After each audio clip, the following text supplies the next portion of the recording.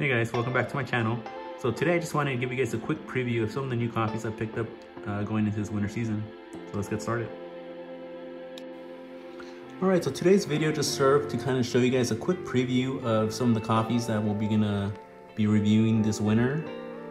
So please stay tuned, please like, subscribe my channel if you guys are interested in seeing me make any of these blends into espresso or drip, and maybe into some fun coffee creations that I can make, maybe some lattes or something. So yeah, we have the Chris's Reserve, we have the Chris's Blend, both of which have the aged Sumatra, and we have an organic winter blend that I picked up from Costco for a really big bag, a good value, about $17. This is a two-way blend with Latin American and Indonesian beans.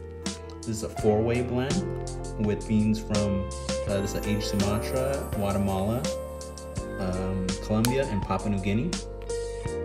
And we have the Chris's Blend with Costa Rican beans, also aged Sumatra, and another region of Indonesia called the Aceh region. All right, so please like, subscribe, and thank you very much. Cheers.